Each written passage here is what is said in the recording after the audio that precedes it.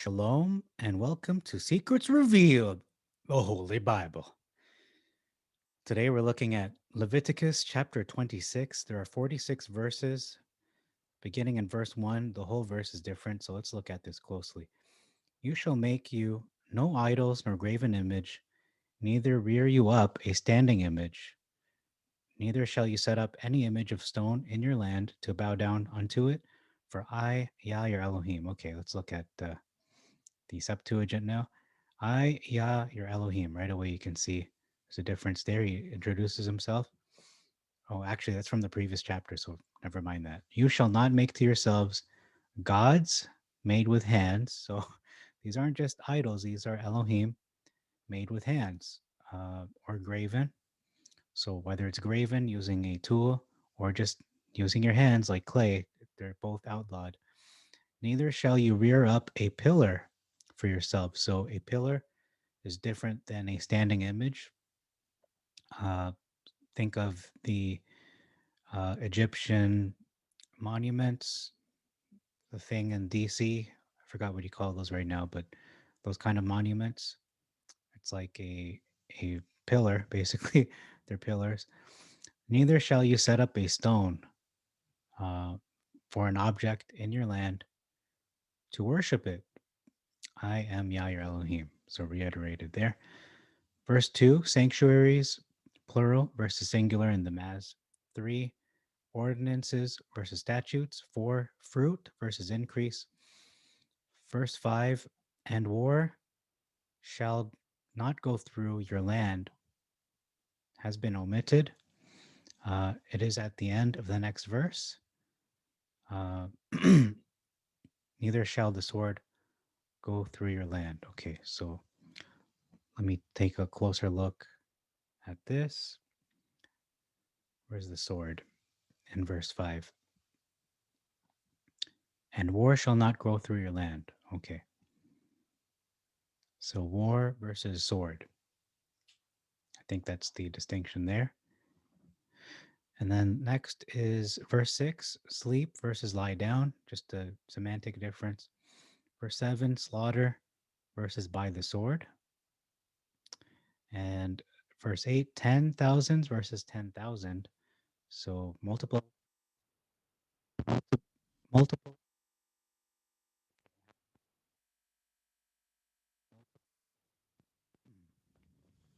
Testing 1, 2. Okay. Pardon the technical difficulty there, but verse 8 says 10,000, so multiple of 10,000 versus 10,000. Verse 9, look upon versus respect unto you. Verse 10, and very old was omitted. It sounds like the old is what is last year's harvest, and the very old are the years previous to that. Verse 13, where you were slaves versus that you would not be their bondmen. Uh,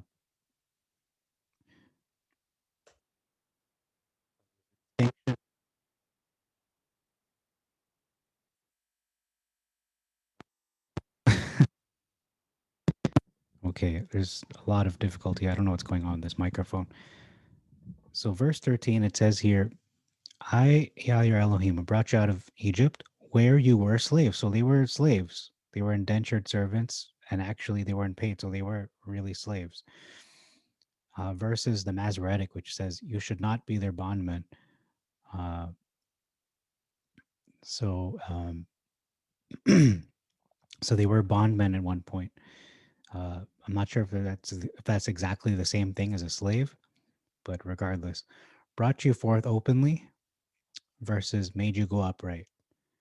So that's a difference in, bringing them out, freeing them openly into the sight of everybody.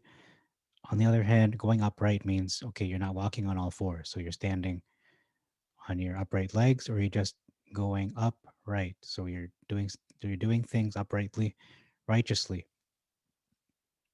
Verse 14, my ordinances versus these commandments. Verse 15, disobey them versus despise my statutes. So it's one thing to disobey. It doesn't mean you hate the statutes, but in the Masoretic, you hate my statutes. You despise them.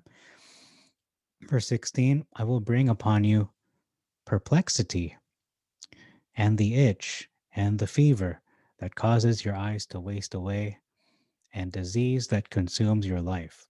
Okay, so that's very descriptive. Let's look in the Masoretic. It says here, verses, I appoint over you terror, so not perplexity and the itch, consumption uh, versus itch, the burning ague, which is different than eyes to waste away, and shall consume your eyes. Actually, that's closer to waste away your eyes. The burning ague is the fever and cause sorrow of heart versus disease that consumes your life. Okay, so you can see the difference there. Pretty significant differences. Verse 17, pursue you versus reign over you.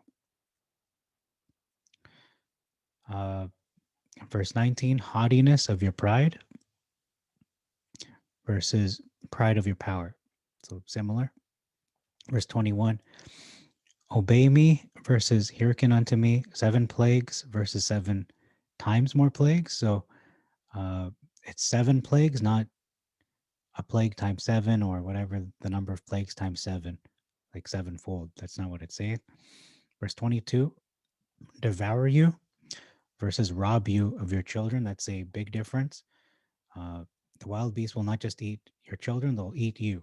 They're going to devour you instead of just steal your children. So they're not going to, in the Masoretic, it's saying, oh, they won't touch you, just your children. They're going to rob you of your children, but they won't, don't worry, they won't eat you. It's basically what it's saying. Verse 24, another big difference here. It says, I will walk with you with a perverse spirit versus I will also walk contrary to you. So it's not just walking contrary, there's a perverse spirit here going on.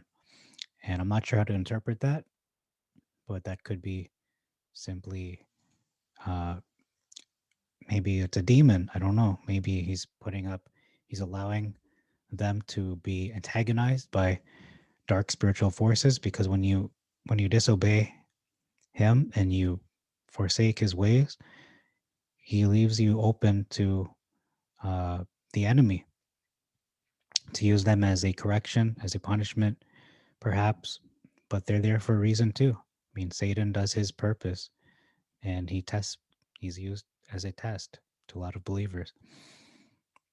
Okay, verse 25, cause versus quarrel. I can't find that in the, oh, there it is, cause. Flee for refuge versus gathered together. So that's a big difference. You shall flee for refuge, so you're running to seek refuge versus, okay, you're gathered together. You're not running, you're together. So that's a big difference. You are fleeing. That's the fact. You are fleeing from refuge for refuge. Your enemies versus the enemy, which could be Satan, but it's your enemies, plural. Verse 26, afflict you with famine of bread versus broken the staff of your bread. It's not just, okay, you ran out of bread. It's actually a famine. It's a big event. We see here loaves versus bread. I know it doesn't seem like a big difference, but uh, it's just a difference of semantics. Verse 27, obey versus hearken, again, perversely versus contrary. Uh, so when they're doing perversely, they're going against him. That seems to be the case. And contrary gives a little more sense as to what perversely means. So maybe it's simply a contrary spirit. That makes sense as well. So I'm not going to detract the Masoretic and say there's nothing to glean from it. It actually helps to understand. Perhaps there's possibility it could help you understand if you just open minded and say, okay, like there's a lot of semantic differences. So one could help you understand the other. So it's not completely trash. Like I feel like I trash the Masoretic a lot, but there are some things to take and say, okay, well, perversely could mean contrary, potentially. I will walk with you with a froward mind versus I will walk contrary to you in fury. So froward versus fury is a significant difference. Fury is like rage. You don't want to deal with that. But froward mind is a little more it's not as severe, I would say. Verse 30, the first half of it is different. So let's look at the Masoretic first. I will destroy your high places and cut down your images. Okay, I will render your pillars desolate. So pillars, not high places, and will utterly destroy your wooden images made with hands. So these are wooden images, and cast your carcasses upon the carcasses of your idols. So that's the same from that point on. Verse 31, sacrifices versus sweet odors. Verse 33, consume you has been omitted in verse 33 of the Septuagint. They omitted that in the Masoretic. 36, bondage in their heart. I will bring bondage into their heart in the land of their enemies versus faintness into their hearts. So it's one thing to feel faint, weary, but it's another thing to have bondage in their heart, feeling like a slave. Or it's either that or they're just trapped, some kind of feeling of being trapped and you can't move. Verse 37, brother shall disregard brother as in war versus they shall fall upon another. So that's expressed differently. I think it's expressing a similar narrative. Verse 40, neglected me versus transgressed against me. So one is uh, definitely breaking, blatantly breaking his law versus neglect. So you're not actively doing it. You're sort of maybe even lukewarm, perhaps. Not that you're breaking his law, you're just neglecting it. You're not guarding it. You're not being proactive. You're not being uh, uh, proficient. You're not being conscientious.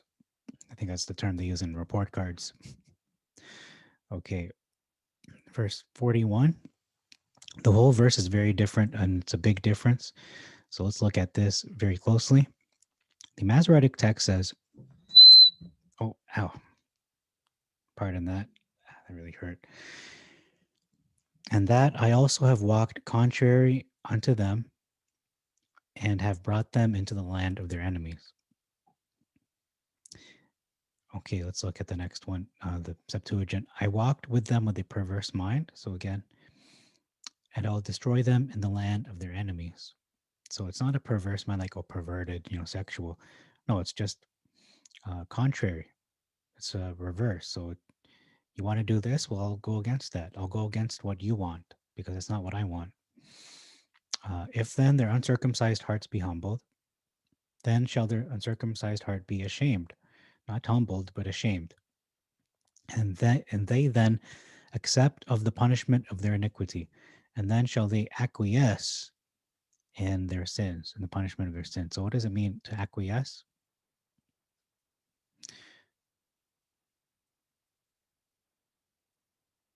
Well, I can't find it, so I don't know what it means. Okay, acquiesce means to submit passively. So they shall submit passively or in silence in their sins.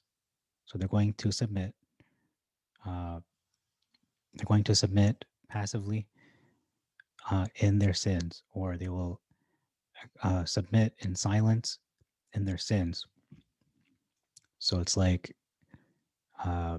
you're destroyed, and you realize, okay, I'm ashamed, and so I'm going to just submit and not complain. I'm not going to put up a fight.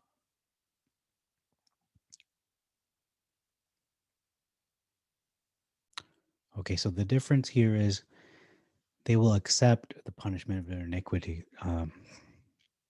It's different than just acquiescing, to submit. Submit.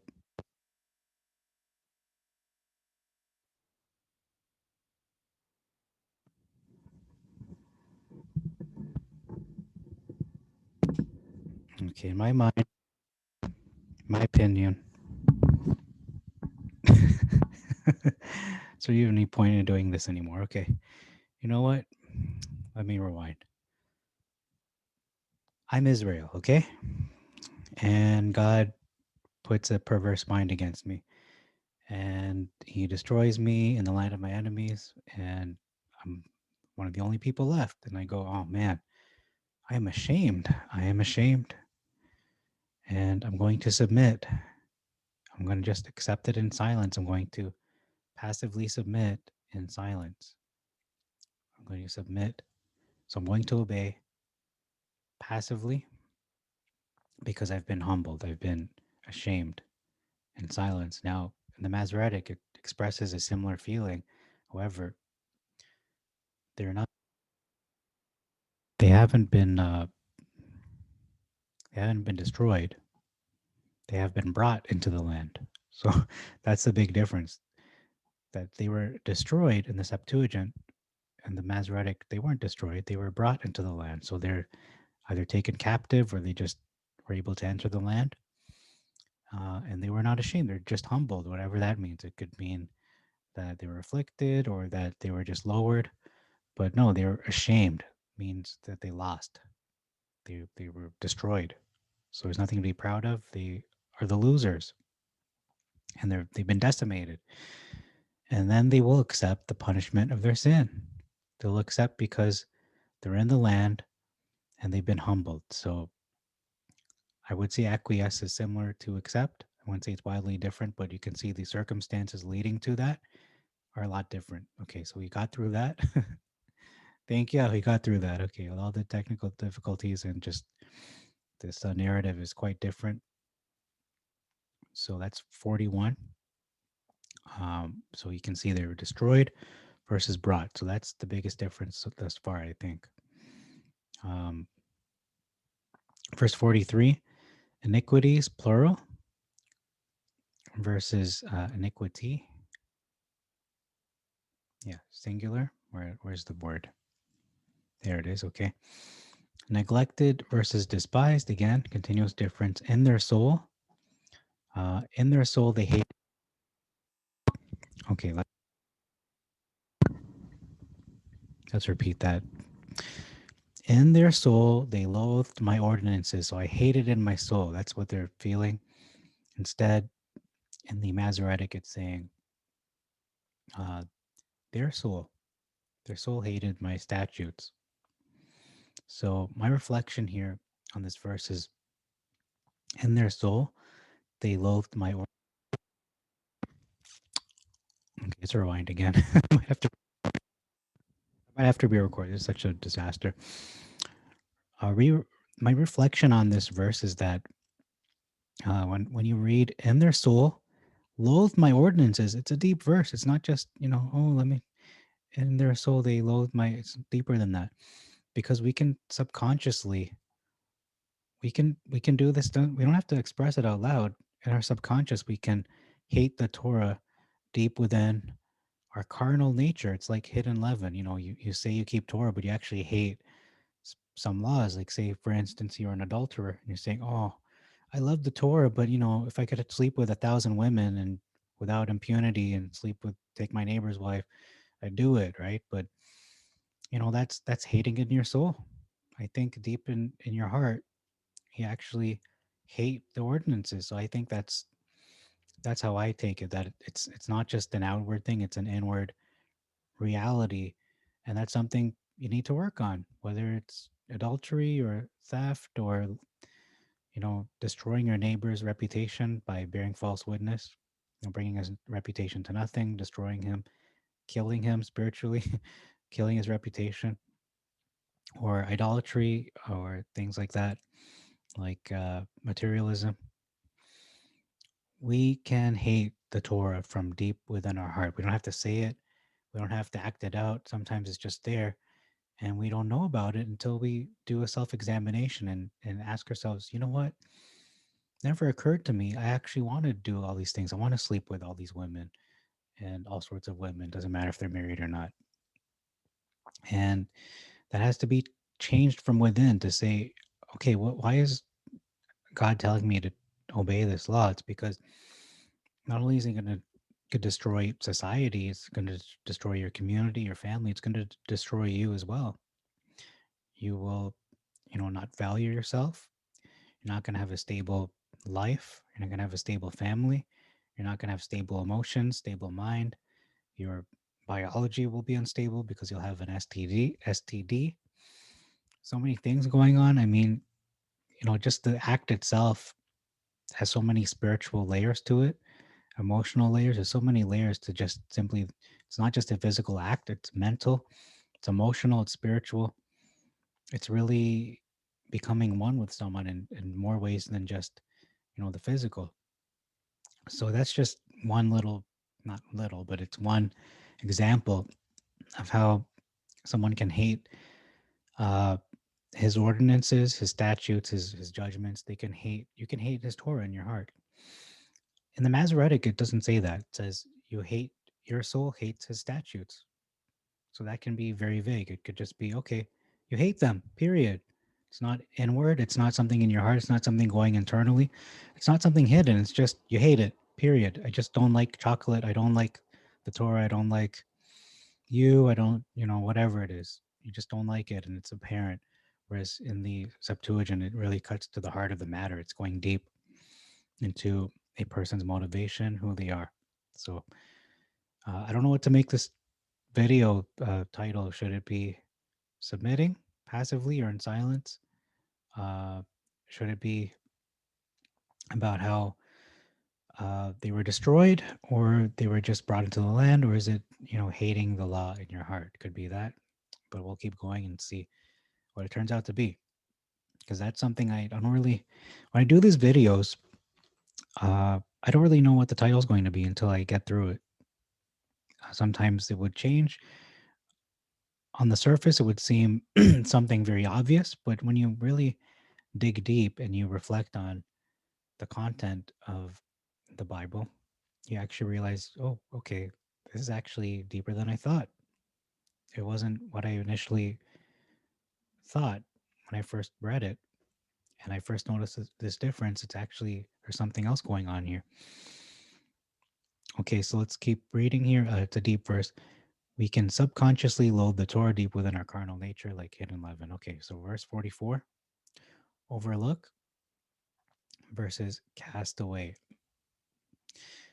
so as to consume them. Okay, nor did I load them so as to consume them, to break my covenant made with them. For I am Yah, their Elohim, versus neither will I abhor them to destroy them utterly and to break my covenant with them. You're their Elohim. So I'm not sure what the difference here is. Uh, it says here a list of things: abhor, destroy, etc. Okay. All right. I'm trying to make sense of this because I wrote this quite a while ago. So let me read the whole thing. And yet, not even thus, while they were in the land of their enemies, did I overlook them, nor did I loathe them as to consume them. So I didn't do this. I did while they're in the land of the enemies of their enemies. Did I overlook them? I didn't hate them. I to so that I consumed them, to break my covenant made with them. I didn't do any of these things, even though they were in captivity. The Masoretic says, yet for all of that, when they be in their land of their enemies. So one is saying they were there versus they will be there. It's future versus past. I will not cast them away, neither will I abhor them, to destroy them utterly and to break my covenant with them. So I think the difference here isn't a list of things. He's actually describing all the same things. It's one is saying it happened, I didn't do this, versus I won't do this. So the difference here, uh, the difference is past past tense versus future tense. So that's the real difference. It's not the list of things. I'm not sure why I wrote that, but it makes more sense now that you really and you reflect on it. Verse 45, the whole verse is different. So let's look at this, and it's a significant difference. Sig diff, but we just call it an SD now. I keep abbreviating it to sig diff and big diff. It's just BD, SD, and MD. It's massive. Uh, but I will, for their sakes, remember the covenant of their ancestors. Okay, next. I will remember their former covenant. So the first one, when I brought them out of the land of Mizraim. Okay, whom I brought out of the land of Egypt in the sight of the heathen. So that was added there in the sight of the heathen. Uh, that I might be their Elohim. Okay, out of the house of bondage before the nation. So before the nation and versus heathen, nation versus heathen. Uh, that I might be their Elohim. Okay, so the difference here is in the Septuagint, God is saying, or Elohim, whichever term you want to use, but I'll say God just for the sake of new people. I will remember their former covenant. So the original covenant when I brought them out of the land of Egypt. So he's going to remember the first one. But here he's saying in the Masoretic, I will for their sakes remember the covenant. I will remember the covenant of their ancestors. So it's not their covenant. It's their ancestors' covenant. But here he's saying, I'll remember their covenant, but it's their former covenant, the older one. Uh, it seems to be similar. However, when the covenant is tied into their ancestors, that is a big difference than okay, it's your covenant and you own it. It belongs to you. No, it's your ancestors' covenant. So anyway, I'm just gonna leave it at that. The last verse we're looking at is verse 46, and we've been through a lot of technical difficulties. I apologize for that. That's something I kind of haphazard. It happens when it wants to happen. So let's look at this law versus laws, gave versus made, and it's important to note that God made these laws for all mankind. That's true. He did make these laws for man, but he gave them only to Israel. He only gave them to Israel at that time. That is until the time of Paul. So these laws were, people would argue, oh, why do you do that? Why do you keep the Sabbath? Why do you wear, tassels? Why do you not eat pork and all these things? Why are you are you keeping Jewish law? When in fact, no, these aren't Jewish laws. God gave these laws, yes, to Israel, which the Jews are part of. However, he gave them to Israel at that time, but it was not fully open to be, it was not fully exposed to the rest of the world. It was not uh, proclaimed to the rest of the world to be kept until the time of Paul. Formerly, it was not made formal for everyone to just keep. Not that it was outlawed, not that there was a prohibition, because it does say there's one law for the stranger and one law for the one who is native born, meaning there is no distinction if that person decides to live among Israel. However, this is talking about the rest of the countries because Israel was its own kingdom. So this was not opened yet to the rest of human kingdoms yet because it wasn't the right time. It wasn't the way that Elohim, that God our Father wanted to do this. It was not until Yeshua HaMashiach and his coming and his death and resurrection that opened up that possibility for everyone. And Paul was the apostle that was given that green light to say, okay, now it's available to the rest of the world. And since that time, we can see the whole planet now. There's at least, a Christian in each country, I would say. Christianity has uh, spread throughout the planet on every continent. There's not one continent where there are, where people do not know who Christ is. Not saying they don't believe everything from the Bible and they follow the Bible exactly, but at least there is something you can use there that people do believe that Jesus Christ is Son of God, is the Messiah, that the Bible isn't just for the Jews. 10 commandments are for everybody, for instance.